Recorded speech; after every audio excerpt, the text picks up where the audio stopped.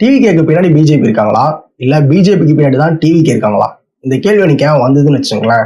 இந்த வீடியோ நீங்க ஃபுல்லா பாருங்க. மேபி உங்களுக்குமே பார்த்தீங்கன்னா வந்து இந்த கேள்வி வர வாய்ப்பு இருக்கு. அண்ட் அதுக்கு முன்னாடி நீங்க நம்ம சேனலுக்கு புதுசா வந்தீங்கன்னா மறக்காம சப்ஸ்கிரைப் பண்ணிக்கோங்க.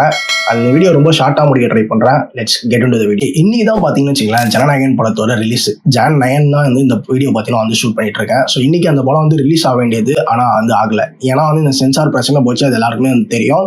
ஸோ இன்னைக்கு கோர்ட்ல பார்த்தீங்கன்னா வந்து காலைல 10:30 மணிக்கு வந்து தீர்ப்பு வந்தது. யூஎஸ் சர்டிஃபிகேட் பார்த்தீங்கன்னா வந்து வழங்கப்பட்டிருக்கு. இது டிவிஷன் பெஞ்சுக்கு பார்த்தீங்கன்னா வந்து கேஸ் மேல்முறையீடு பார்த்தீங்கன்னா வந்து பண்ணியிருக்காங்க. ரெண்டு படமே ஜனநாயகன் பராசக்தி ரெண்டுமே வந்து பொலிட்டிக்கல் டோன்ல இருக்க ஒரு படம் தான். பராசக்தி பார்த்தீங்கன்னா வந்து சர்டிஃபிகேட்லாம் கிடைச்சி யூஎஸ் சர்டிஃபிகேட் கொடுத்துருக்காங்க. அது எப்பவும் போல ஜான் 10 பார்த்தீங்கன்னா வந்து இத்தனைக்கும் ஜான் 14 பிளான் பண்ணாங்க. ஜான் 10 சீக்கிரமா வந்து ஆஷுவல் பார்த்தீங்கன்னா வந்து அந்த படம் வந்து ரிலீஸ் ஆக போகுது. ஓகே, இதை நம்ம கொஞ்சம் டிஃப்ரெண்டா பார்த்தீங்கன்னா வந்து நம்ம இதை பார்க்கலாம். ஃபர்ஸ்ட் என்னன்னு வச்சுங்களேன், பராசக்தி அப்படின்றது என்ன ஸ்டோரி? இந்திய எதிர்ப்பு போராட்டம் தான் பராசக்தியோட கதை. அந்த வேர்ல்டு ஆஃப் பராசக்தி அந்த எக்ஸிபிஷன்ல கூட நான் போயிருந்தேன். ஸோ அங்கே வந்து இருமொழி கொள்கை ஸோ அப்படின்ற விஷயம் தான், தமிழ் இங்கிலீஷ் தான் வந்து இருக்கணும் அப்படின்ற மாதிரி பார்த்தீங்கன்னா வந்திருக்கோம். ஸோ இந்திய எதிர்த்து நாங்கள் போராடுறது தான் பராசக்தியோட ஸ்டோரி. ஸோ அப்படி இருக்கும்போது டிஎம்கே வந்து எலெக்ஷன் என்ன சொல்லுவாங்க, 3 மொழி கொள்கையை வந்து ஏற்றுக்க மாட்டோம், இருமொழி கொள்கை மட்டும் தான் வந்து தமிழ்நாட்டில் எப்பவுமே அப்படின்ற மாதிரி பார்த்தீங்கன்னா சொல்லுவாங்க. பட் பிஜேபி வந்து அவங்க என்னன்னா இந்திய கொண்டு வரணும் அப்படின்றது தான் ஒரு விஷயம். வந்து அரசியல் ரீதியா எதிர்ப்பு இருக்கு, பொலிட்டிக்கல் ரீதியாவே வந்து பிரச்சனை இருக்கு அப்படின்ற மாதிரி வந்து சொல்றாங்க. அப்படி பார்த்தா பராசக்தி தானே இந்த ப்ராப்ளம் வந்து வரணும், இந்த சென்சார் ப்ராப்ளம்லாம். பட் ஏன்னா ஜனநாயகனுக்கு வருது.